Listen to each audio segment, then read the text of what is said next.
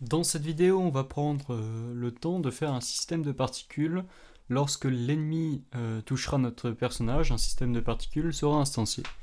Donc, vous remarquez que dans Golem, j'ai rajouté un empty juste devant lui, dans sa hiérarchie.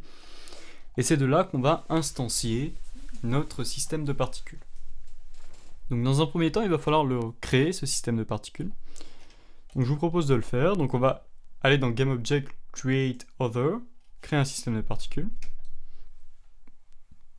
Donc il est un peu grand, voire même beaucoup. Je vais le mettre en instance de part target pour qu'on voit ce que ça donne directement. Il sera à peu près là. Donc ça va pas du tout déjà au niveau de la durée. On va mettre 2. Et sachant que ça ne sera pas loopé. Loopé, c'est-à-dire bouclé. Alors je vais même peut-être mettre moins de 2, je vais mettre 0,2. Lancer la simulation. Voilà, ça va juste lancer quelque chose. Alors peut-être 0,5.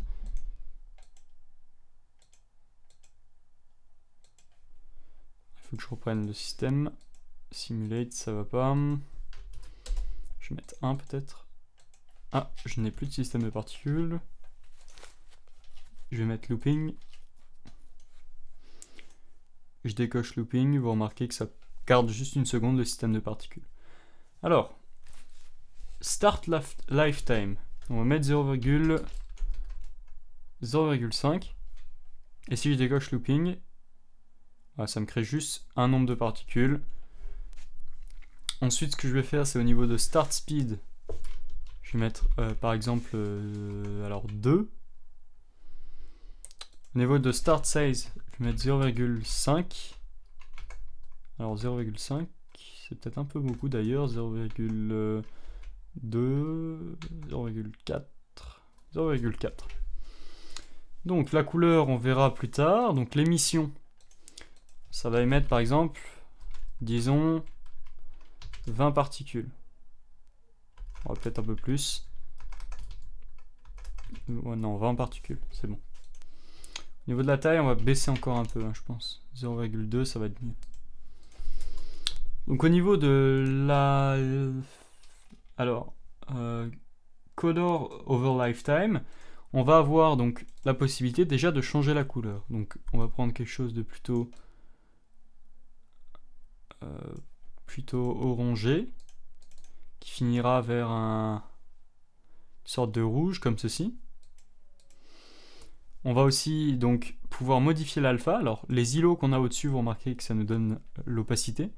Donc je vais les mettre à l'entrée et à la sortie déjà en alpha est égal à 0 pour que l'alpha puisse venir progressivement. Donc je vais monter l'alpha comme ceci et vous remarquez que eh bien c'est beaucoup plus souple au niveau de la fin. Ce que je vais faire aussi, c'est, je pense que je vais rajouter un tout petit peu plus d'émissions, par exemple comme 30. Donc au niveau de la forme, je vais tenter de mettre en sphère, comme ceci. Et au niveau donc de la collision, ici, je vais l'activer. Et je vais mettre le terrain en plan. Je viens glisser le terrain, ici, là. Voilà. Et ça devrait normalement faire des collisions sur le terrain. Alors je vais tester, je suis pas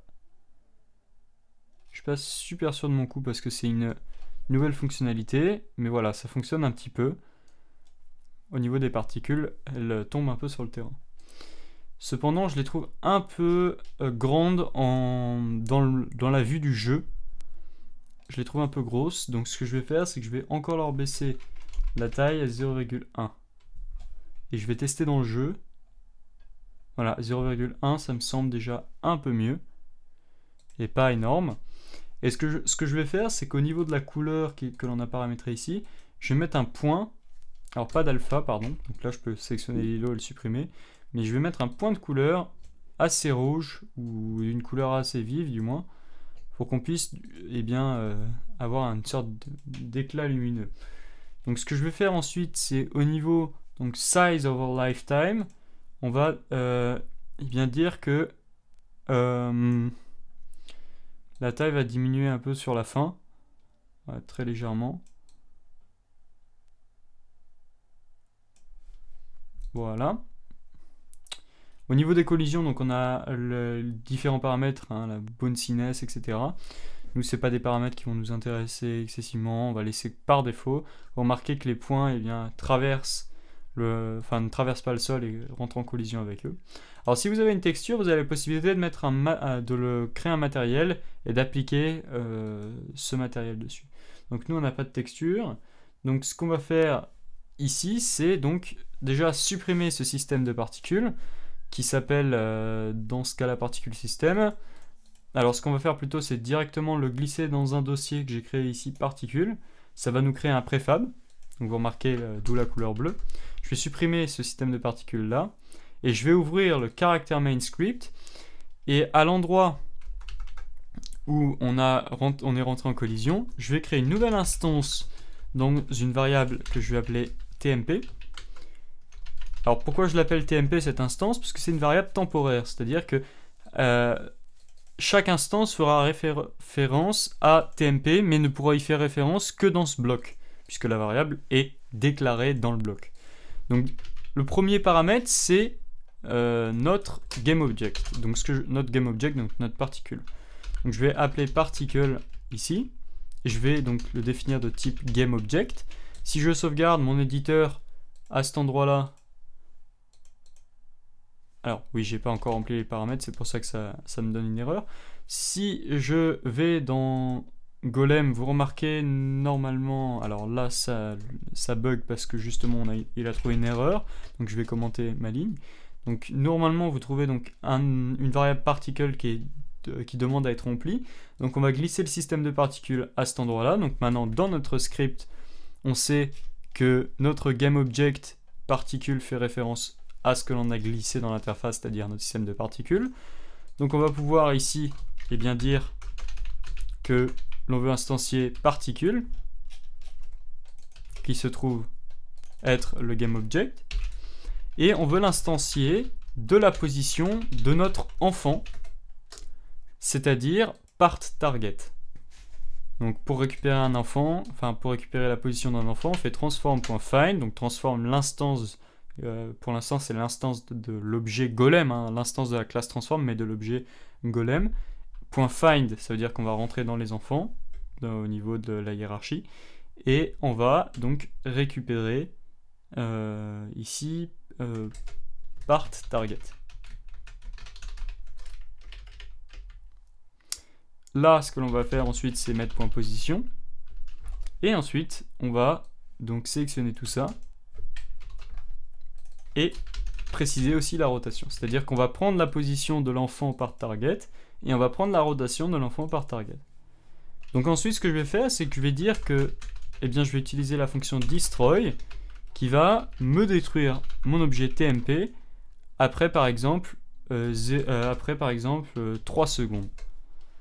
Le truc, c'est qu'il va falloir que l'on mette ici particule system comme non loopable, je sais pas si ça se dit, en quelque sorte il n'a pas le droit de boucler. Donc si je teste, mon personnage va toucher, mon ennemi va toucher golem, ça émet un système de particules à chaque fois, et qui disparaît comme vous pouvez le remarquer. Donc ce qu'on va faire, c'est peut-être le faire disparaître un peu avant, donc 2 secondes ça me paraît aussi bien. Donc si je teste, donc voilà, donc là ça crée un système de particules, il se détruit, ça prend pas de place en mémoire, et voilà, on peut se déplacer de manière assez simple. Vous remarquez que le système se crée à l'endroit où le personnage est, donc par rapport à golem, voilà, et on perd le score en conséquence aussi. Donc ce que je vous propose de faire dans la prochaine vidéo, c'est de permettre à golem de se défendre. Donc je vous dis à tout de suite dans cette vidéo.